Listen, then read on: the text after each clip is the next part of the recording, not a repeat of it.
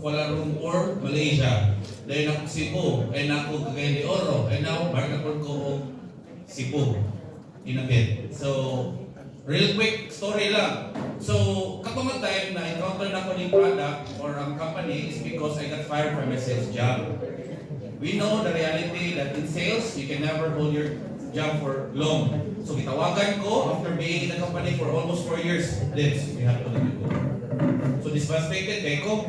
So, meaning, nakuha ako sa Palawan, pagbalik ako sa Cebu, para ko trabaho.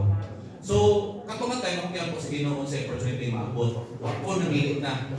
So, naabot ang text na naadaw event, just like this. Just like you, kanina ni karon. Then, akala ko, dress code kaya nagsuot ng mga tao. Then ako, wearing my board shorts and sleeveless. Yan ako, dress code, wako na orient. Dayon, uy, libre kaon. Lami ang kaon? Lami? Yes. So, muto nga, actually, I'm not there for the food or sa mga I'm there because ako kaya ko sige no opportunity. So, naminaw ko. Pag paminaw na ako, na-interest akong pagka-sales ba ako. Nindot yung product na kay wala pa nakaabot sa Cebu. Dahil ako'y unahanin. Kaya daghang ko mga kliyente nga milyonaryo na ipagbati. So why not mag-unang ko sa industry? So, pag first pa lang yun, ang first approach yun ako is I want to do this as a business. Pero giingnan ko ni Ma'am Lindy, Debs, wala yung business rin. Ako ha?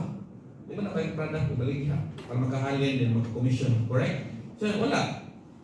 You take the product first and let's talk about business. Because desperado na kayo ko na mag-start sa business, wako yung choice ani, makapalit yun ko. Then, I have to have a reason why I have to take the product. Na-realize din ako, unsa may reason? So, ako na pong giapos Ginoo, nagaan ko kaalam. So, kay gusto ko mo do the business, pero di pa ko ka-start. And I have to take, naghahanap kay factors. So, munto nga, niabot ako sa kong kaalam, kay gata sa Ginoo. Ang reason di ay nga namutake ko sa product is because me and my wife, we've been together for 8 years.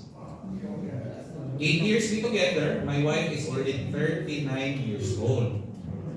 She's been a smoker since 16 years old. And also, on weekends, or sometimes at night, we drink.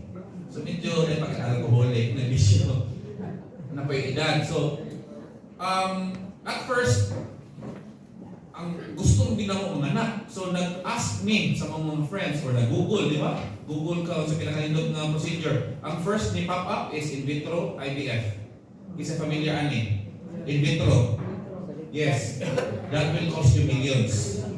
So, we asked a friend who did it. Succeed na siya. But she did it 5 times. Can you imagine? 4 times siya na-fail.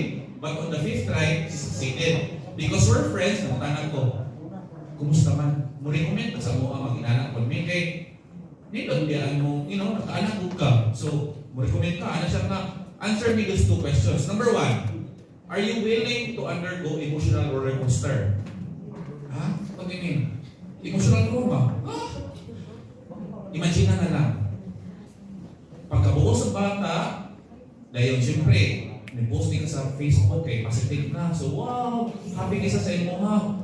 Imagine lang, kaupat na nitabo sa kuha. Kay every time na nabuo, after kapila kabuuan, nalaglag. Kaupat na nabuha sa kuha, nitabo. Hapit ako mabuha. But on the 5th try, ano na lang dito, take chance lang yun ba kay nakabuhan naman yung kaupat. It last na lang pinunta ko, kaya di na yun nabuha. But ever, bahala sa kaanak. So, on the 5th try, she succeeded. And her baby that time, ang price tag nato 6 million. Kaya she did it in Korea. So, what happened was, unsa naman, wala ko yung kwarta, wala ko yung trabaho. So, why not try this product? So, what we did is, we tried the product. Me and my wife decided to take. Nag-inom siya, nag-inom ko. And then what happened was, in just 2 months, my wife, of 8 years at 39 years old, alcoholic, smoker since 16 years old, got pregnant. And my baby just turned 2 years old a few months ago. A healthy baby boy. So, what excites me the most is because I want to inspire people to take action because dili man tanan mag-afford og in vitro. Wala yung tapo nga na 6 million. Ako po, ako'y trabaho ng time. Good thing na abot ng 40% na sa buha. Kaya kung wala pa rin abot, either na buang namin sa mental hospital or nakagas ko may kwarta. But naabot niya sa buha is because God-given ni siyang blessing. So, pasalamat itong mga tao na invite sa inyo today is because concerned sila sa inyong health. Maybe it's not fertility, maybe it's different health issue, but pasalamat sila man naabot mo today. So, maula kong sharing, daghang salamat.